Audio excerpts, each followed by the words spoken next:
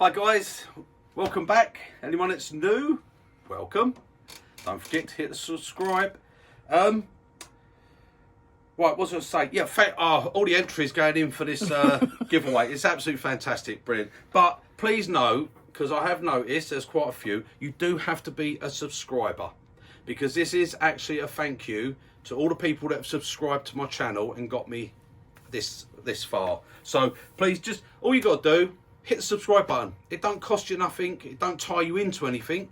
You know, you can, I mean, at the end of the day, you can unsubscribe whenever you want, but just hit the subscribe button and you can enter, no problem. A quick one for all you guys overseas. I'm really sorry. I've had quite a few messages from America and that where people have wanted to, because I know I've got a lot of subscribers from overseas as well. But if you've got a UK address you can have it sent to, then feel free to enter. It's not a problem, no matter where. If you've got someone in the UK that can forward them on to you or something like that, then that's fine, enter. If you're in Southern Ireland, you can use a parcel motel, whatever they do, that parcel motel, I send it to them, they forward it on to you, not a problem. Quite happy to do that. It's just, as I said, I don't post overseas. And the trouble I've had this morning around the post office, because a guy's bought a selection of chisels, one of them being a deep hollower, which comes up at 70 centimetres long. So I take it round to the post. No, that's not a medium parcel, that's got to go parcel false. I said, no, it's a rolled parcel, it's round, it's, you know, it's rolled, give the dimensions and all that. Oh, the trouble I had arguing with them, you know, and I won't use parcel false because they lost 3 parcels last month. And when I phoned up to speak to the woman and said, you know, it's on the tracking, it says it's collected from the post office. What's that? No, we ain't collected it.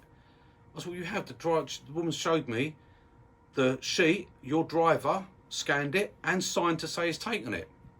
No, he hasn't done that, that's fake. I said, what, so it's fake, is it? I said, so you're telling me the woman around there's faked that information? I'm terminating this call, and hung up. That was it. So, you know, guy, it is so, I mean, I used to post so much stuff overseas. Germany and Belgium, loads. Australia and America, like thousands of chisels have gone to Australia and America and Canada. You know, so I'm losing out on a lot of trade and a lot of money. And you know, it's until the post yard can get sorted out. But I just can't take the losses, I'm afraid, guys. I'm sorry. So, and at the moment, it's so awkward posting anything anyway because of what's going on in the world. It's gone crazy. So, but as I say, if you want to purchase, if you've got a UK address, I'll quite happily send it there. I've had quite a few. I've had a couple from America. Actually, they've got some family here. I've sent it to them. Then they've managed to take it over or do whatever with it. So, yeah. Right, anyway, today's video. I'm going to do the chisel, the new chisel I got. Okay, so I'm going to have a go with that. And I haven't used it. Here it is. I've cleaned because it come with the wax, because it's a brand new chisel. Okay, it is actually from a tool shop. It's not second hand. It weren't bought off of anyone. It's actually bought from these British tools or something like that. I'd have to sort out the actual thing for it. And they sell all these crown tools, and they do the big ones like this. Little bit of my fault actually. When I bought it, because I said I wanted it because it was a 19mm, but it's actually not. It's actually 22mm, exactly the same as this one. It's actually exactly the same chisel, really, but it's the flutes. The flute's different. It's actually the flute that's 19mm. This one has got a 15mm flute, okay, and this one has got a 19mm flute. So I've got, this one's a deeper flute actually than this, was more U-shaped, which I actually really like that. And then, of course, the other one I've got, so I've got 3 22mm ones now. There you go. The other one I've got is actually in between the two. That's got a slightly less flute than this and bigger flute than that one. So I've got 3 and they've all got different flutes. So I actually really like that because I love all the chisels with the different flutes and everything. So anyway, what we're going to do, because I know that's not going to be sharp. You know, that's not sharp. I can feel that. And it's another thing, guys. I did explain it with the spindle gouge and stuff. When you buy these chisels, as I said, this is brand new, and this worked out. This cost me 88 quid for it. It was £91 in all with postage for this chisel. Now you would think paying £91 for a chisel that when it arrived it would be ready to use and sharp, and it's not. In fact, at the moment this is the most dangerous chisel I've got in my workshop because it's blunt.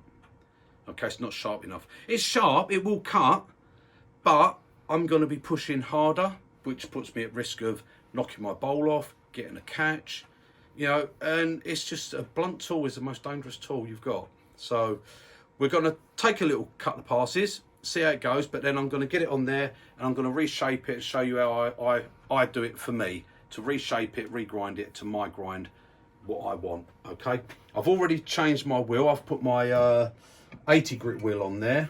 Okay, that's CBM wheel, changed it to an 80 grit. I'll use that to get most of the shaping done, and then I should put the 180 grit, which is actually, that's what, I don't know how many years old that is now, 4 or 5 years old now, this one, and it's actually bedded in lovely. It's probably around about a 320 grit, something like that now. It's sort of, it's bedded in, you know, so it's really nice. It gives a really nice debris, what do you call it? Right. So what I'm going to do, I'm going to put a bowl blank on. Okay, I've got this bowl blank, and I've already drilled 50mm recess. Okay, you're going to want to be this, well, just about there probably. I've drilled a 50mm recess. Okay, and I'm going to put that on and just start to shape it. I can bring my towel stock up. I'm not going to make an actual bowl. I mean, if you know, I don't like doing just project. If you want to watch bowls, I mean, there's literally hundreds of videos out there for making bowls. I just want to talk to you about some bits and things that I do. It's like a recess. Right, now remember, tight and a quarter. That's it, tight and a quarter. That's all it needs. Don't need to wrench it round. Right, that's on there. I've got my towel stock up. Okay, I've just got a point one on there for the moment. It's not going to matter if I mark this because I'm going to be doing a recess in that anyway. Right, again, reset. I like a recess. Okay, now it's up to you what you use. If you want to use a mortise, you want to reuse a recess, that's up to you. I have said before, I like it because, I mean, I've got this one here that I've got a hollow, and I did actually have a tenant on here. Okay, and I don't even know why I put it on there really. It was just ease because, well, I had it on a screw chuck so I could do it. And I thought, oh, no, I don't like it. I'll put a mortise, recess in there. I like a recess because, like I say, when that's done, that's finished. Okay, but also I like it. I feel safer with it. Now, other people might argue that, and I'm not interested in your arguments. I'm only saying what I use. Okay, I use this because this suits me. I always go on the side that with a bowl in this orientation. Now, if that's end grain, I would not use that. Okay, not on end grain. End grain, I will always use a tenon because I'll grab hold of it. The grain's coming the right way. But when you've got grain this way, okay. Now, if you're going to split a log, if you're going to split a log and you put it with the end grain, so if this is, say this is a log you're going to split, okay. Now if you put that end grain and you hit that with an axe, you're going to bounce back off it. You're going to chop and chop and chop your way through it. If you put that there, you hit that, that will just split straight in half, okay. With not much force at all, you'll hit it. Now, if you see, you've obviously seen when they use the coring system and they core a bowl, okay, and you come round. I mean, Colin Waite, he demonstrated one a little while ago. He stalled the robust lathe a few times, but you know, that's it put me off buying the robust lathe. I'm glad he done it. I was going to buy one of them. But anyway, when you get down so far, you get to about that much, what do? You get to it and you go pop, and it just comes out. And that's exactly the same with that. If you've got a tenon, a mortise on there, okay, if you had that and that's in your chuck and you've tightened it right down like that, if you actually give it a whack on the back, that can just split that grain off. And that's 9 out of 10 times what happens when you get that bowl come flying off, is if you put too much pressure on, or you get a catch, off it comes. And you always know, you look at the back and it's actually split it. Like as if you could actually put that there with that tenon, hit that down with a nice, I I don't even know what the knife's called, but here, like, and you just chop that tenon off. So that's why, personally, I don't like them. I don't like them as much. But that's just my view. You, as I said, you mount yours however you decide to mount it. Don't do it because I say it. You do what suits you best. Okay, I do this because this is what I like. Right, what am I doing? I'm gonna, right, yes, okay. So, I'll get my mask out ready. Now, I'm gonna start this up. Now, I already know, looking at that, shaping. I already know that that's gonna be out of balance, okay? And I'm gonna start it. I'm down to, right, that's only a couple of hundred. Now, let's see what happens. Right, I'm going to get this off and see where my speed comes to, okay?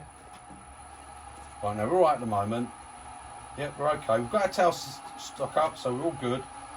I'm at 400. Right, I'm at 500. Now, can you see the wobble? Right, there's a wobble, okay? Don't know if you can see it. Now, if you listen, yep, you can hear everything's shaking and rattling. So what will you do? Is that what you'll do? You'll come back like that, yeah? Right, okay. So we'll come back to, we're at 510 there, okay, 510. And that's just got a very slight bit, okay?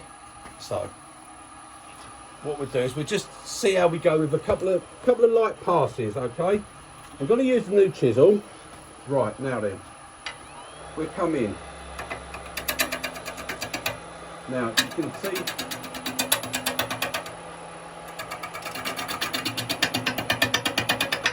see, what I'm getting? Now, one, it's not helping because this tool's definitely not sharp. But you can see what I'm getting there.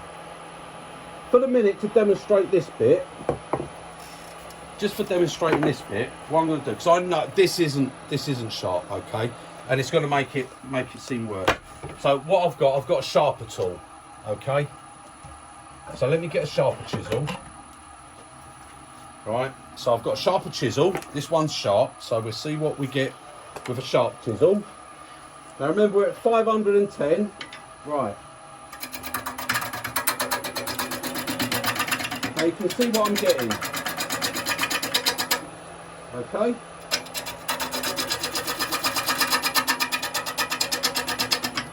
Right, so we're at 510. So what we're going to do, we're going to see what happens if we go up a little bit. So we're going to take the speed back up. There's our wobble, we're starting. There's our wobble, you can hear it. But now watch.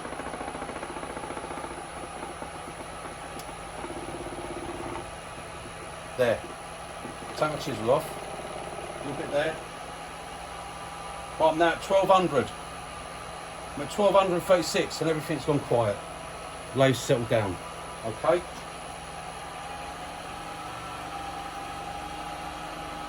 Now I'm at 1450 revs. Right. Lathes gone quiet. No rattling. No shaking. Now we're going to see what happens, okay?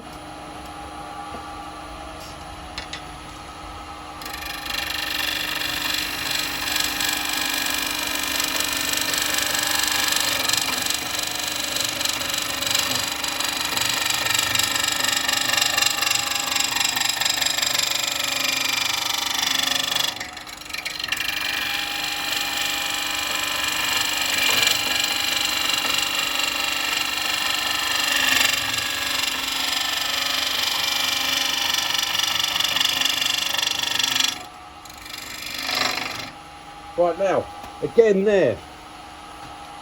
I'm just going to move this in a little bit. Right, now, I'm dropping my handle down here, if you can see what I've got, okay? You see? And I'm getting a nice cut there. I'm actually getting some shavings, even though it's not round. Now watch what happens if I go this way, and I put my bevel on, and I start to cook. Look, see what's happening?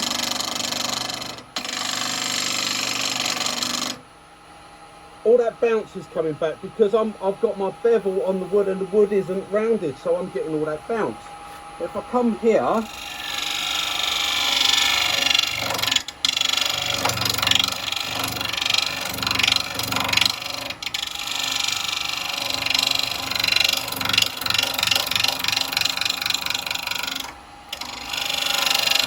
so much more control I've got.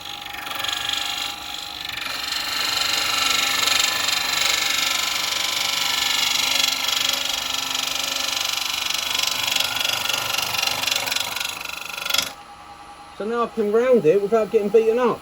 Now because it's coming into balance, I get a little bit more speed. Tool rest in a bit, keep your tool rest nice and close. Now,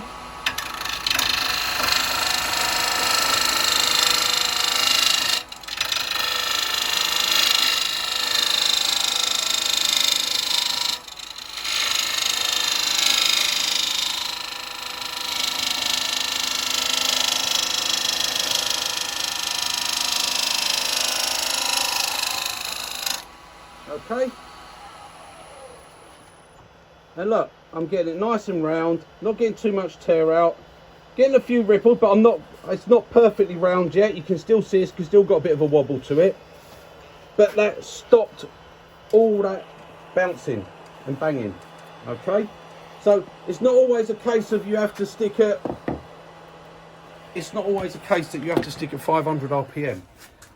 It depends on what you've got. Now, sometimes if you go that little bit faster, if your lathe starts doing this and shaking and rattling around, then obviously you keep it down low. You might have to just get a few cuts, not the whatever's causing it, and then you can get it up a little bit. But quite often you'll find another little bit, just get past that first wobble and it's smoothing off. And that will give you a lot better cut because you'll have that bit of speed, okay? And like I said, if I come in with my chisel here and I'm using it in a sort of a shear cut mode, then I don't get that bounce. If I come in and I use the bevel, when it's going round, it just wants to bounce me back all the time. And it's just uncomfortable to turn like that. It's just not comfortable. You feel at the end of the day, if you've roughed out a few bowls like that, and I mean, we're getting some nice shavings coming off of it. But if you're getting beaten up like that, at the end of the day, you feel knackered. Because you've been beaten up by your bowl. Right, okay. So now, getting back to what I was saying, I'm going to have a few passes. Now I've got this in a bit of balance. I'm going to have a few goes with this and see what it's actually cutting like. Right, this is brand new chisel.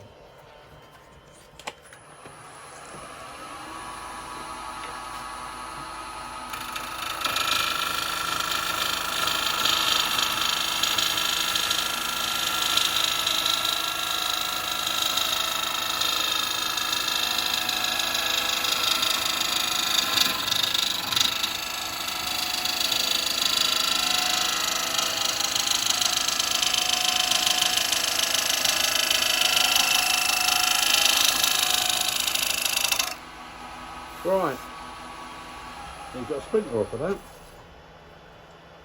Right, it's a bit torn, it's cut it, but it's not very good, it's not sharp, okay? So you've seen the pass I've made on it. I can't do this pass because it's the wrong grind. I would have too much, I don't know if you can see it here. If I try to come in my tool down, look how much I've got. I don't know whether you can see it, whether Lisa can get that in there to show. If I go that way, look, if I was to come in with my tool down, look how much I've got in contact there. Way too much. That's going to be trying to take too much wood off. So I'm coming in here, I'm riding the bevel, okay, but it's not sharp. But that's a tool. That's a tool, brand new tool from the shop. So right, let's get it ground and see what we can do. See how it goes better. Now I've got to stand this side, so Lisa's going to just go over there for a minute. She's going to probably take the phone, take the camera and come round so you can actually see what I'm doing. Okay, because it's going to be a bit awkward having, because I've got to stand this side because the handle's so long. it was hitting my lathe bed. So right now then, I'm going to take this out first. Now, I have been asked to do sharpening videos, but I don't do sharpening videos because I don't... hang on, let me take this out if I can remember which one I'm going. That's it. As I'm standing differently, everything turns different. Like I said, my sharpening system, this is what I made up for myself. It's not because I can't afford something else. I could go out and I could phone up right now and order a slow speed grinder, 2 CBM wheels from Expensive if I want. But it just wouldn't be any good to me. I've had it, okay? I've had the Pro Edge, I've had Tormec. They just don't suit what I want. This is the best system. Now I want 2 inches out. Look at that, that was a good guess, wasn't it? I got bang on 2 inches. Right, now I've got to tighten that up nicely because I'm doing a bit of regrind. Right, let's have a look here. I've already got this semi sort of set. Right, okay. Now, I'm just going to make sure I can get my swing all the way. Yeah, I'm just clearing my lathe bed there, just clearing it. Right, okay, I'm going to put a light on so you can see, and I can see most importantly. Is that all right, not blowing the camera? No. Right, I'm going to start this up. And that's what I like, it starts up immediately. When I stop it, it stops fairly quick. Right, I'm going to bring the speed up a little bit. And just take a couple of little passes just to see how the grind's going to go. So I'm going to be changing that tip.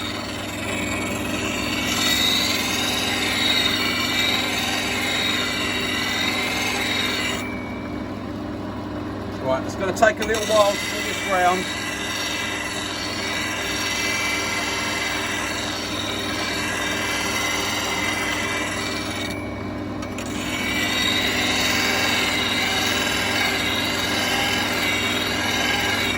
Right, we'll go a little bit more speed. For doing this bit, I can put my speed up, see?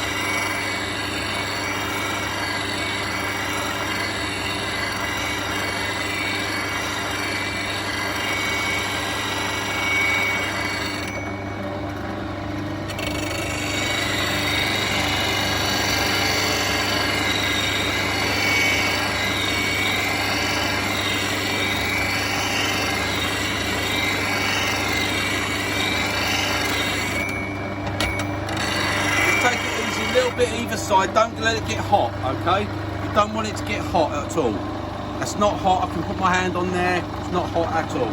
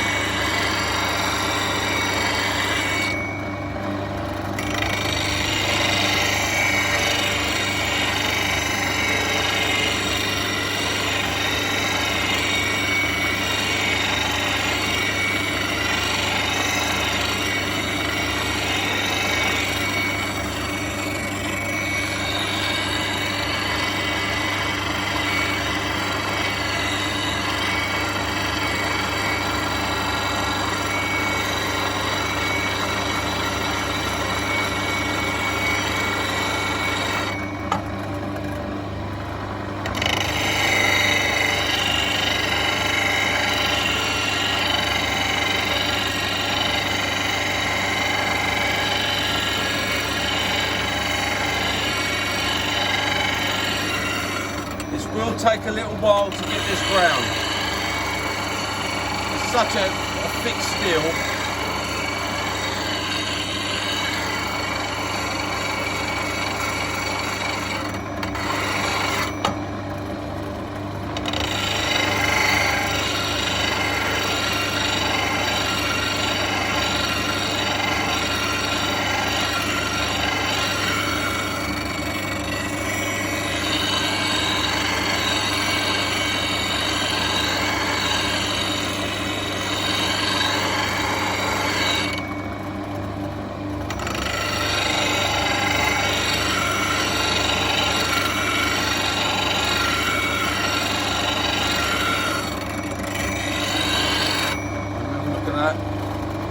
Yeah, I'm slowly getting there.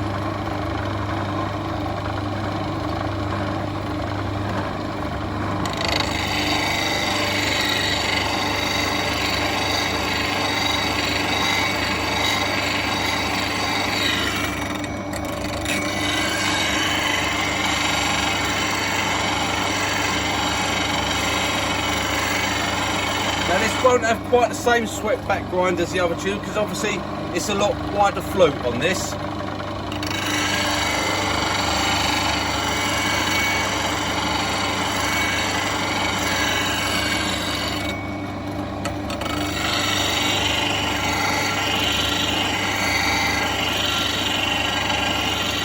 Get it swept back.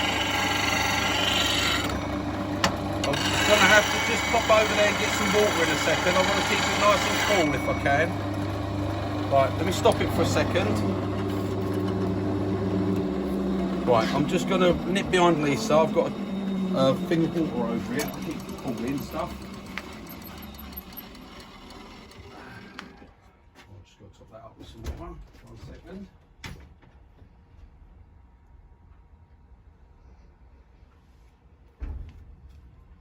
You can sing to them, babe. Oh, you told me not to. Who's that behind the man? Right, okay, sorry guys, I've just grabbed a little pot of water because I just want to make sure, I mean it's not hot, but I want to keep it as cool as possible. Okay, keep that as cool as you can. The colder the better. Right, now we are getting there. We've got to knock these edges here, still got those to do. I'm not going on the tip too much at the moment. I've got a little bit on the tip, but because otherwise I'd get a what they call a hollow grind. It would hollow out in there. Right, so start up again, up to that speed.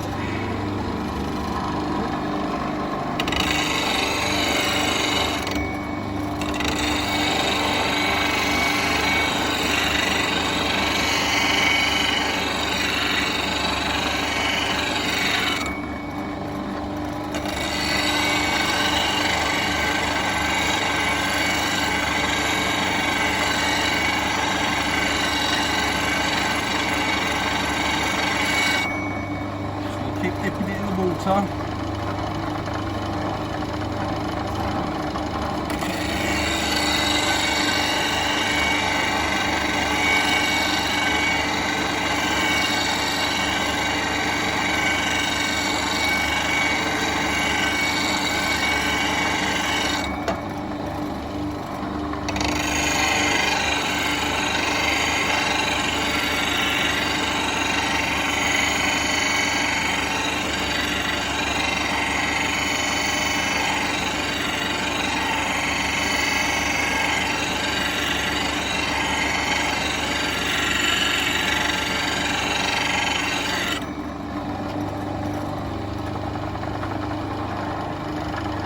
So it's going to get a little bit of heat because I'm turning at quite fast speed with, well not quite fast speed. I think that's on about probably about 900 to 1000 RPM at the moment on this.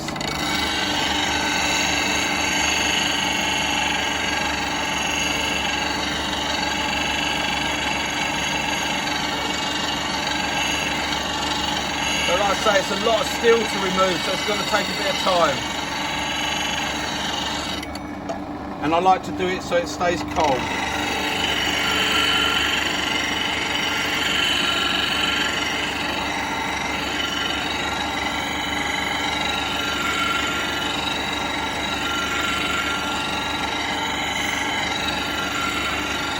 Of course, while you're watching this, you can just fast forward and skip forward a little bit until I've done this bit of grinding. Skip forward to where I changed the wheels over. I haven't done it yet, but I'm going to be doing it.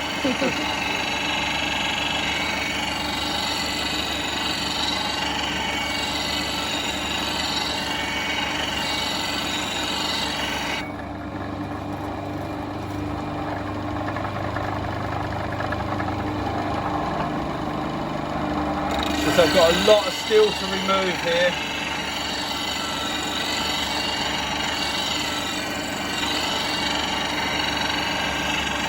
Now this would be quicker on a stone wheel, yes, but I wouldn't achieve what I'm wanting to achieve, and that's keeping this nice and cool.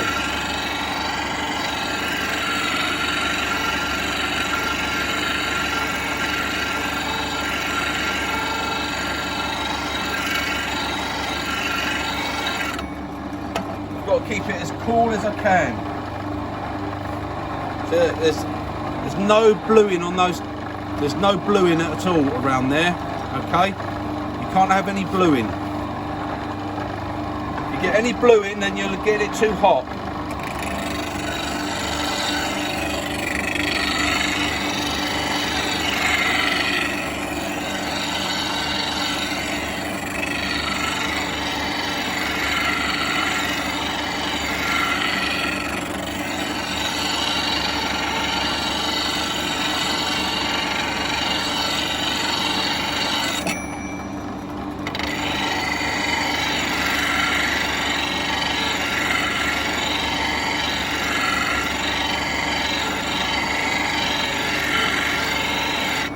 Got to get these wings to drop down a bit. Okay, it's quite awkward because, as I say, it is a very, I mean, look at the depth of that flute there.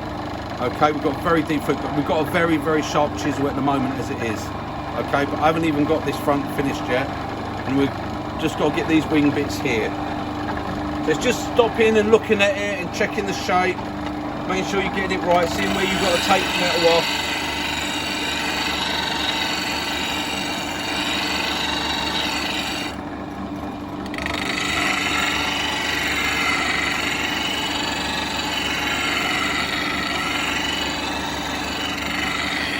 Take your time with it.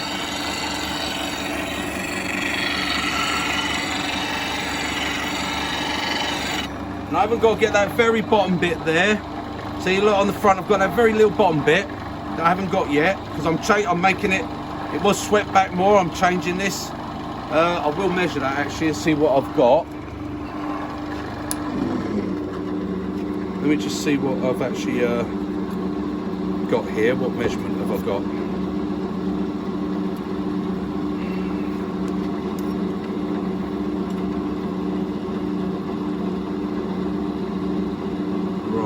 We are at 50, 53, 54, hang on, no, 54. So at 54, I said about 55 to 60.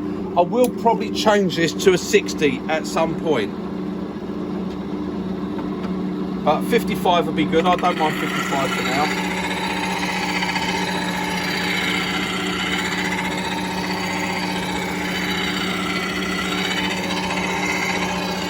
And so I don't have to worry about that little bit at the bottom because I'm going to be putting a second bevel on this anyway.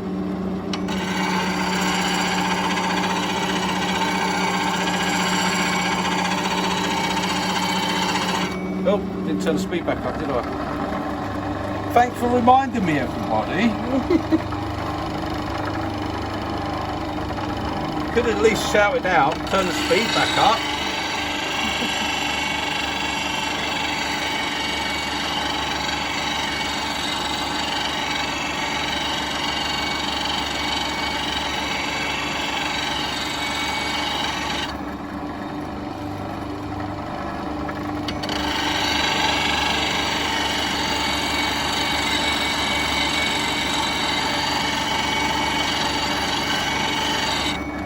Now, like I say, this grind will change slowly over time. I won't do everything in one go. I'll get it to where I find it's usable, and then as I sharpen it, I slowly adjust it to how I want it to be, rather than moving all the steel in one go.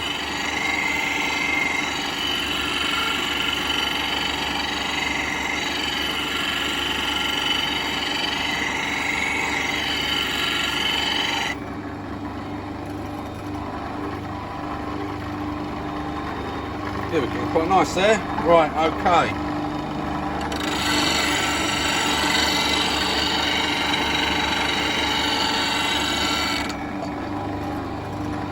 Yep, we're okay, and we're just under the 2 inch. Right, now I'm just gonna, actually no, I'm not gonna do that. I'm gonna, oh, I want a relief bevel. Yeah, okay. I might actually just, yeah, I'm just going to change it on the angle here. I'm on number 4 at the moment, so I'm going to change that because I want to put a relief bevel on. I don't really want to change much else other than, that's it.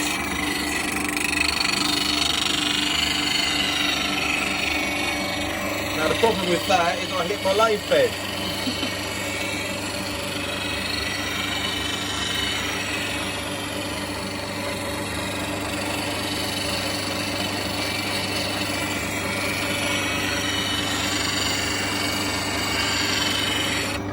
I mean, I will probably, for making life easier for me in the future, I will probably shorten this handle a little bit. I don't need a handle this long.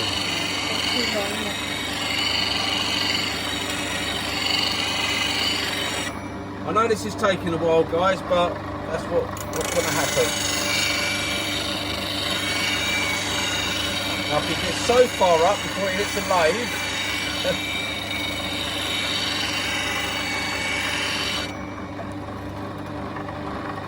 and then I can get the middle bit after, so that's alright. And it's matching up.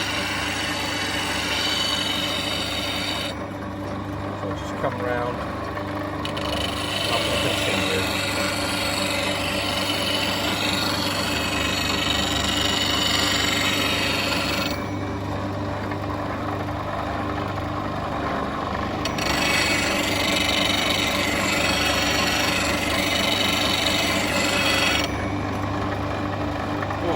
Okay, right, I've got that bit done and I'm going to now change my wheel back,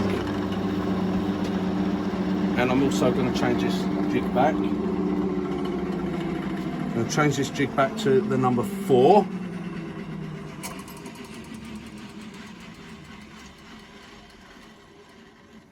Alright, okay, leave that all as it is, and right, if you're around there you'll probably be able to see.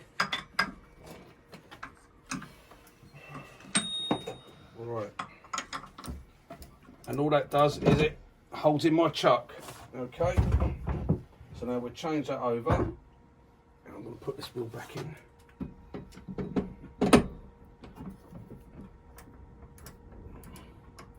Now this ain't available to buy or anything. I made these arbors up myself for these CBM wheels, and I just pop it in my Axminster chuck. Right, okay. So let's start her up again. There we go. Should be straight back on it.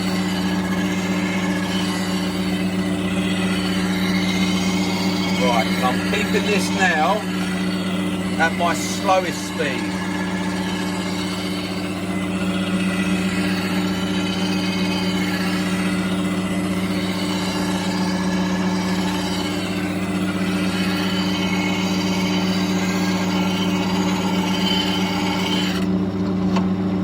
My slowest speed,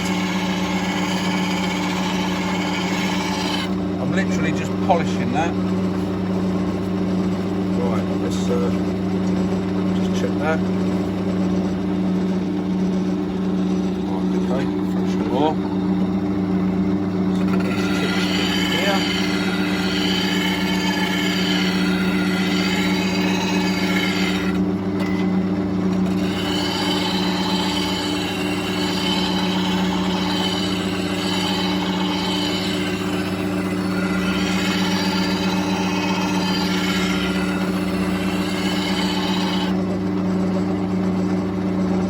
Top bevel's even all the way around. I'm just going to do this one now, but this time I'm not going to change the jig. I'm going to actually put the chisel forward a bit more. That way I should still, no, I don't know. Yeah, I should still clear. Just come in there. Yeah, I'm on it.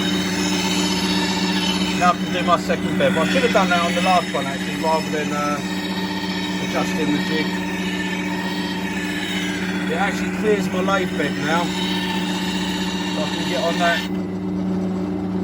on that second bevel, which I'm getting. Right, it's only going to take a second now.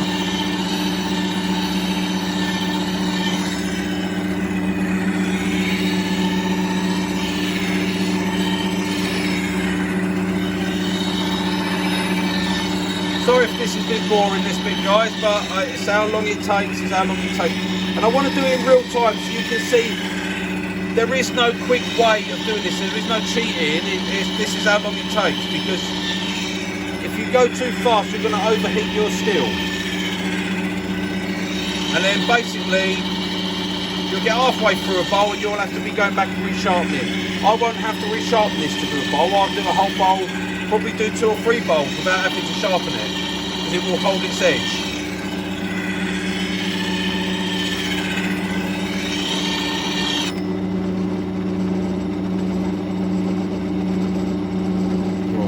Tiny bit to just get that as a single facet.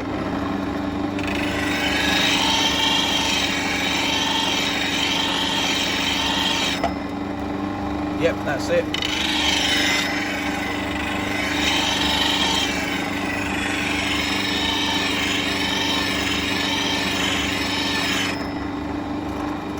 Little bit.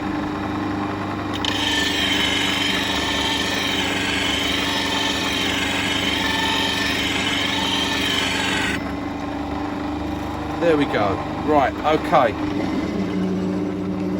And this is what I like with my grinder, see, that stops. So if I've got to make an adjustment, I can do it. Even slow speed grinders, spinning for ages.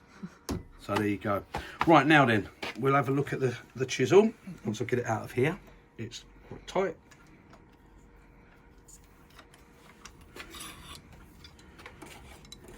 Right, okay. Clean that off like so. And because I do it at such a slow speed, I don't get burrs or anything like that on the edge. Right, okay, so we've got a single facet around there. Okay, well, we've got a double because we've got our relief bevel. I'll give that a few more grinds and it'll be all right, but I've got that one now. The relief bevel is pure and simply so I can get a bit of a curve. Otherwise, I've got that hole, which is what, about 10 mil of bevel, and that's just way too much. I only want half of that. 5 mil and 5 mil as relief. Okay, so that's our grind that we've put to that, and as I say, it will change slightly, and now we see whether it's any better, any sharper. Just going to put you back in the holder. You get the camera set. Bear with me. As I say, I'm sorry if that's, oh, and that's the thing, guys. I've just reground all that, and look, that's cold. And I haven't put it in the water since I've just finished it. That's cold, okay? I can put that on my hand. It's cold. Don't ever let it heat up. And that's why I don't like the sorbers that they, if you look at it, it just blues that very edge of the tool. And, you know, no matter how careful you go, if it's turning too fast, and that edge is so thin, it just blunts a bit quicker. I find that's my personal view. Right, I'm going to put my mask on and get my chisel, and we're going to see how it cuts now. Right, not changing anything here, everything's the same.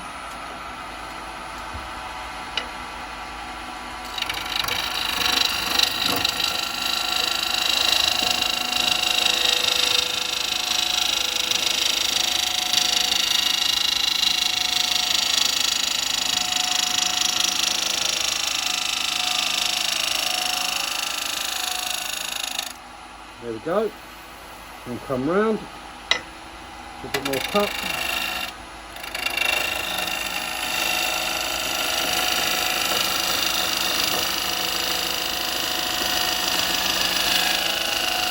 Now the problem I have is I have all this handle, but I hold my chisel here. I don't hold my chisel down here like this, because there's too much. I always hold my chisels up here. When hollowing it's a bit handy, but yeah, it's what it is. I can pick the cut up.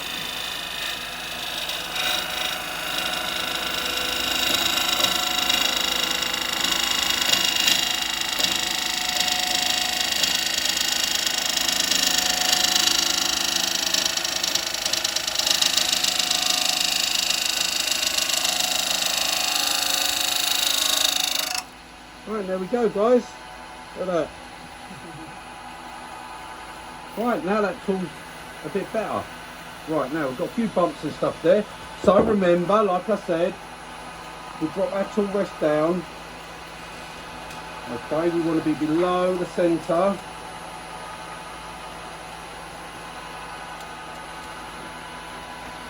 So I want my chisel down below, okay, and right below centre. Now I can come and I can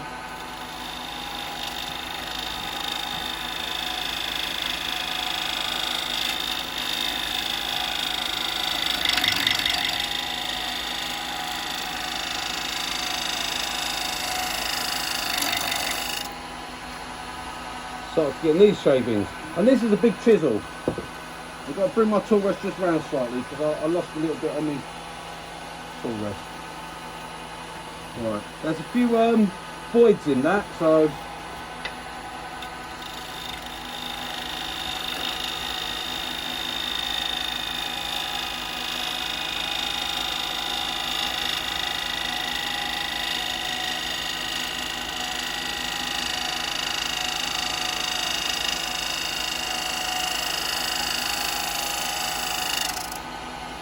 there we go. Right, now let's have a look. Right, well,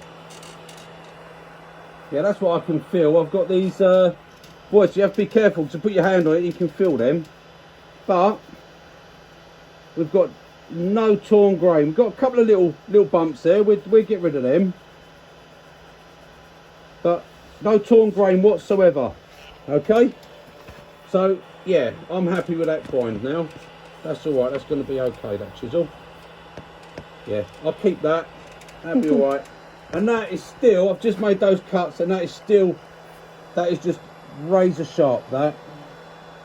I mean, I can actually. I can come down there, and I can actually just scrape. Look at that. I can remove my fingerprints.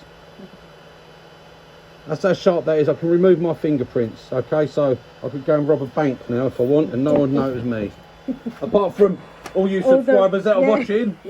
Right, so there you go, guys. That's basically what I wanted to pretty much show.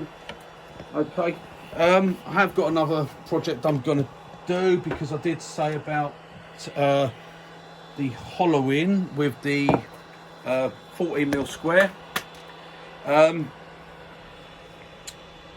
And what I will do is do one of these. Now this was one of these squares like this that's bolted.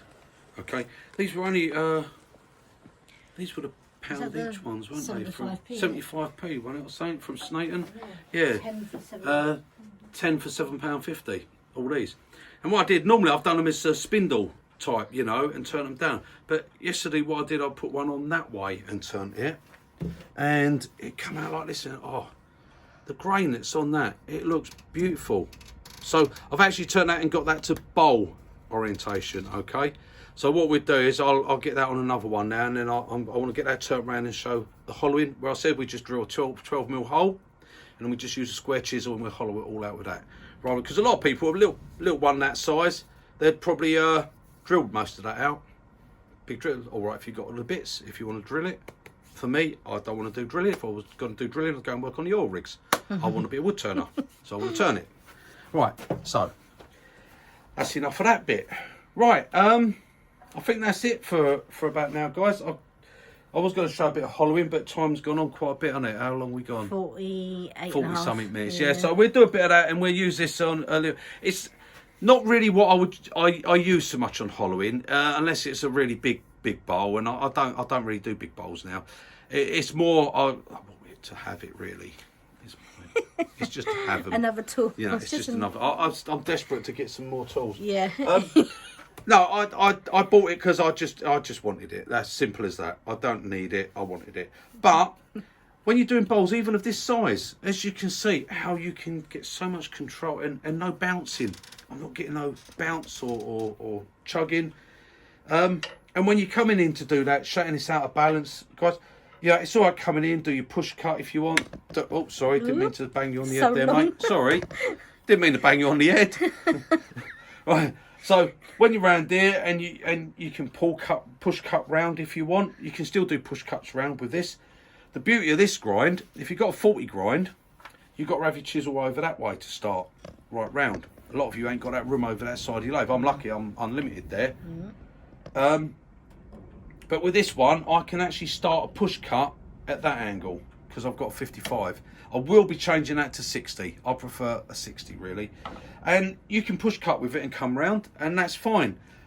But for if you're coming around here and you're getting that bouncing and it's going like this, basically get your tool down. Get your tool rest a bit lower, okay? I'm still cutting. I'm actually, if I do, let's quickly do, what are we going to do? I don't know. Centre. Right, let's see. Right, so if we do a line here, right, that's our centre, okay? So we've got our centre there. So now my tool, I'm right down here, look, you can see where I am, okay? Yeah? You can see that centre line? Have you got it? Have you picked it up? Yeah, I picked it up. Can you see what it is yet? Oh no, that's not a good one to do, is it? Oh, Rolf. Sorry about that. Yeah, we won't do it, Rolf Harris, no. Right, okay. So you can see how far below, my tool rest is set down here. Okay. But with my handle drop down, I'm actually cutting on centre. Okay, so I'm cutting on centre, and all I'm doing is coming around here. Now, all the pressure really is, well, there's no pressure because it's coming down. You can't get a catch. See, this is the beauty of it. For new turners, especially you new turners, you can't get a catch. And the way the wood's coming, I mean, you can see it here. See, I can slice it.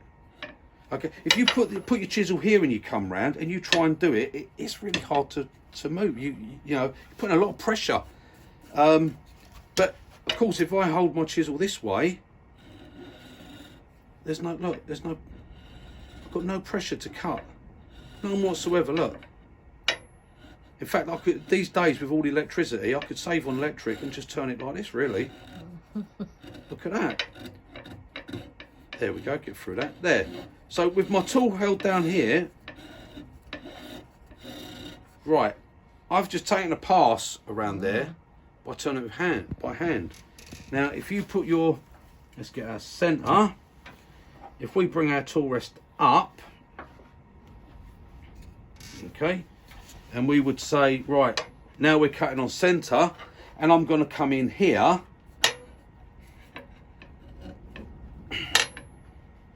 I don't want that to suddenly move and I cut my hand. So, but look, you can see how hard that is to turn? Look, I can't even turn it.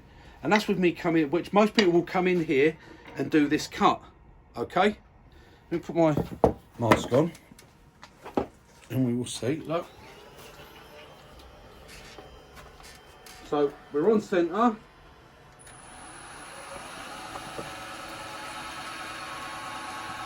Get that back up to its speed, that's it. So a lot of you would come in here like this and pick up the cut here. Okay? And you pull round, look.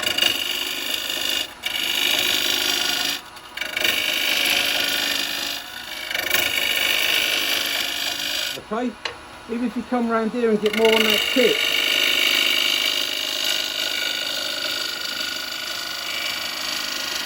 And you come round. Right, now, you'll all recognise, I'm getting shavings, admittedly, yeah, that's fine. But you'll all recognise those lines. Okay? You'll all recognise these lines. I'm on centre, I've got my chisel here, okay? I can come onto the bevel as I come round, I can come onto the bevel, but you'll all recognise those lines you get, okay? But as you can see, with that, how much, it's cutting because it's a nice sharp tool, okay? But you can see how much pressure there is that's needed to turn that. But like I said, if I drop my tool rest down a bit and I'll come in here like so, okay? So now now look, you can see the wood coming off and you can see how easy that is for me to turn. So when I come in here with my tool,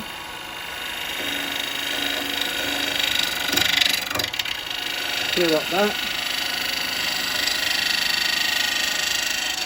you can see, and I can still make a heavy cut if I want.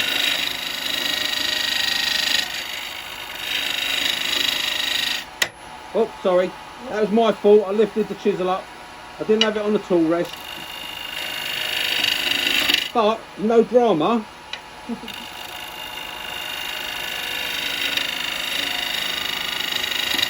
See, I can just keep coming round.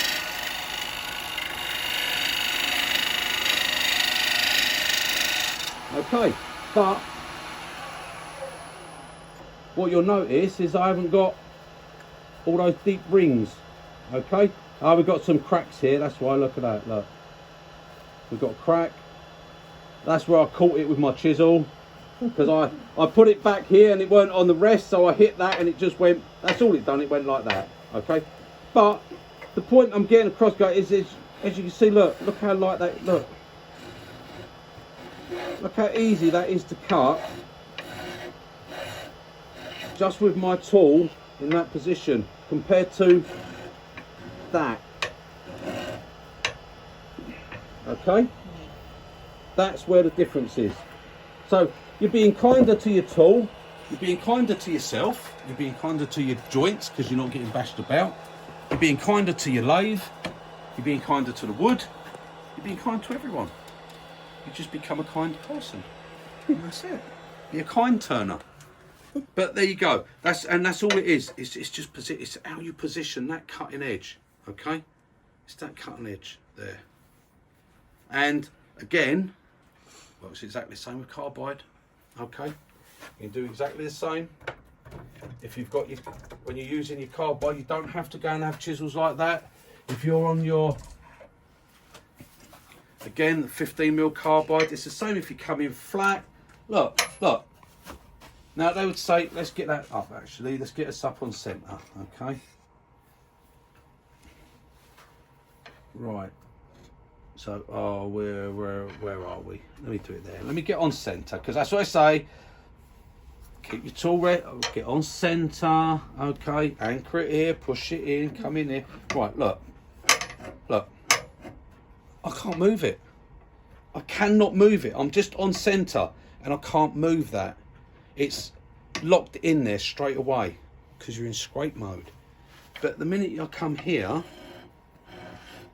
look at that. Look how lovely that is. So easy. The lathe, I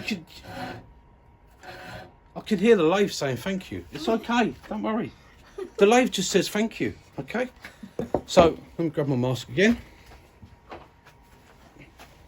It's only going to be a short video, this one. Right, so let's start again. Now, like I say, you come in flat and you do this, and you remove a lot of wood. Okay, that is how everyone says you've got to use a carbide tool. That's how all the people say. Look at this tear out. Right, okay, look at this. Now you could do like a lot of people do.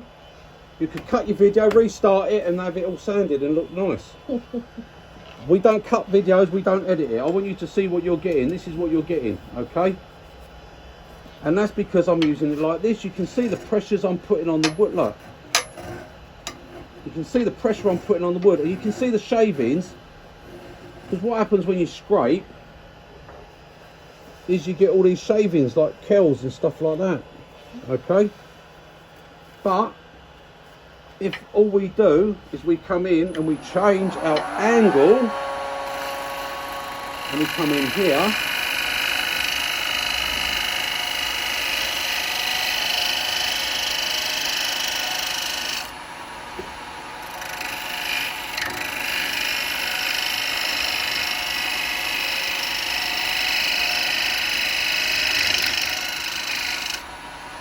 and we change our angle, we've gone from those little crushed up shavings to this, okay? And this is our finish. So there's the scraping one. I only come up to here, there's the scraping one, all the torn grain. And this is our cut we've just made. Okay? And now, I mean, when I demonstrated the other day with the shear cut, okay, and with the carbide, it's the same. Now you can you don't have to lower your tool rest as much because you've got because this is round, okay? So because it's round, whether you're down here, whether you're here, or whether in fact you're up here, you are still getting the same cut, okay? The trouble with being here and doing it is there's more chance of you doing this, okay? It's harder to maintain that. There's more chance you're going to do that and you'll come round. When your tool rest is down and you're in here like this way, okay, you're not going to be your chisel's pointing a totally different direction and you'll come in here, so you're moving around. And look, so you get this, look at that curl, look at that curly shaving coming up, okay? And I can tell you're in control. And if you was see, if you're like this and you get a catch, where does your chisel go? It goes down. It wants to go like this. If it can't go down, your piece wants to go up, okay? If I'm here and for some reason it's virtually impossible to get a catch, but for some reason you did get a catch, that's it. The chisel just goes there. I can handle that. It's not going to cause me no problems. It goes boom. Oh, there you catch. It's like that. You'd probably look back on a video of yourself and go, oh God, I've got a catch there. I didn't even see it. I didn't even know I'd done that. So yeah, get your chisel down it. Oh, you're not going to get beaten up. It's going to be so comfortable, so easy to turn. And there you go. Look at that. Like I said, think of the electric I'm saving now. But buy myself another chisel with the money I've saved. Right, so basically that's it, guys. But people tell you can't do that. Now, it actually makes me laugh because there's a lot of turners out there, very experienced turners who have spent years saying these are just scrapers and you can't get a good finish and you can't get a cut with them. I've just shown you there, demonstrated it right in front of your eyes. There's a cut. Look, I can do another one. Okay, that is not scraping that off. That is cutting that off. Exactly the same as it will. And they say, well, you can't do that because it doesn't have a bevel. Okay, so next time one of them says, yeah, some you're at a demo and someone says, well, you can't do that with a carbide cut because it doesn't have a bevel. You need a bevel and right. So okay, let's get the bulk out. What is a bevel? Actually, let's get a smaller one because that's a bit heavy to hold on. We'll go for this one. Right, okay. What is a bevel? The bevel is that. And they say, oh, well, the bevel helps you to ride. No, I'm not asking that, mate. What is a bevel? Why is it? Well, how does it happen? What causes it? And what it is because this is flat, okay? You sharpen the edge to get a sharp bit, which gives you a slope. That's called the bevel, okay?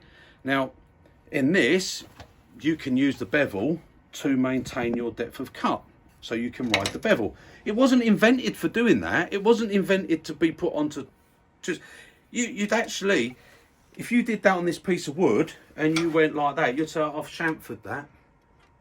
So you've chamfered that, but you've beveled that. Okay? If you go over and you do that on a piece of wood, you've angled that, you've put an angle on it, well, it's the same thing. It's just a name. It's given to when you sharpen a knife or a blade, it's given a bevel. That's what that is, okay? Right. So it's flat and it has an edge. So that's the bevel. Right. So you say, okay. So just a quick question. What's that bit called on the bottom of a carbide cutter?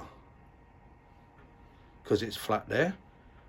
And it's got that slope. What's that slope called on a carbide cutter then? And it's a bevel.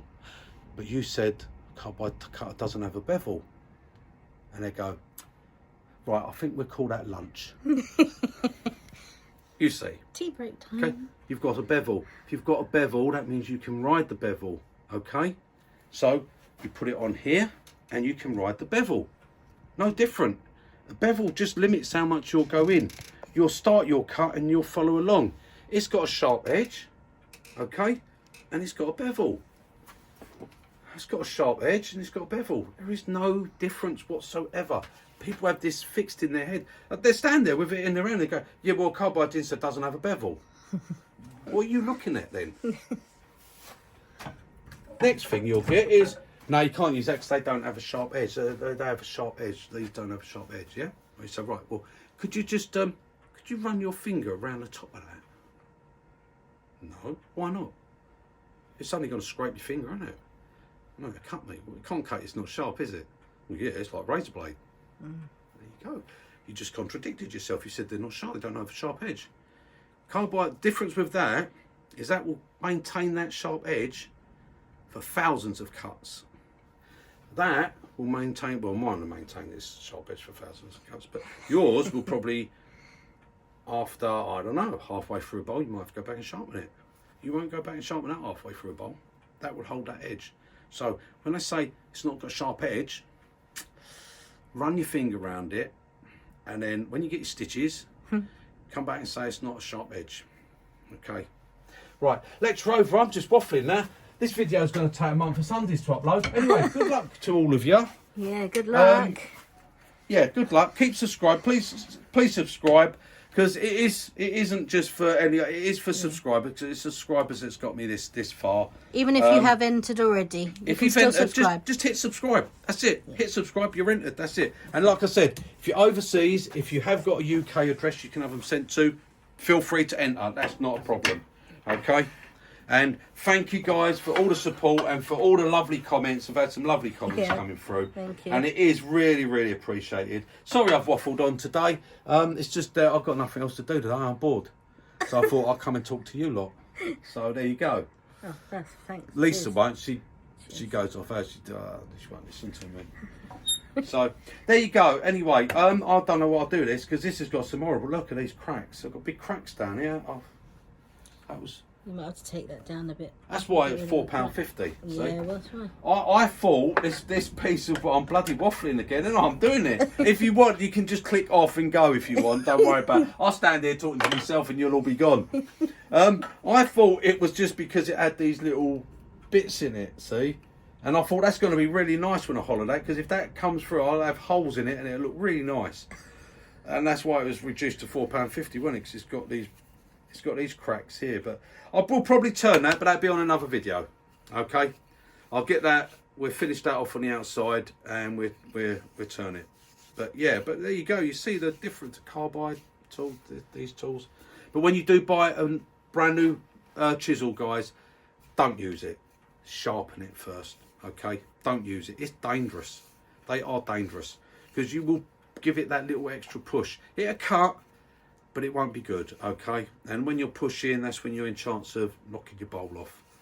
And as I say, it's not good really. But that's not knocking tool people. Don't get me wrong. That's with every tool. If you buy it from Crown, you buy it from Henry Taylor, Sorby, Axminster tool, wherever you buy them from, they will be the same. Unless, of course, you buy them from that guy. Oh, what's his name? I can't remember. Blenteagle. Now, if you buy one of his chisels, it comes with a razor sharp cutter fitted to it. Straight out of packaging, turn 50 bowls, go for lunch, come back and do some more if you want. You still won't have to sharpen. So there you go. That's the advert over. Advertisement break over. Yeah. Right, go on in. Off you go. I'm going in and having a cup of tea. Yeah. Toodle bip, guys, and I'll see you later. Bye. Guys.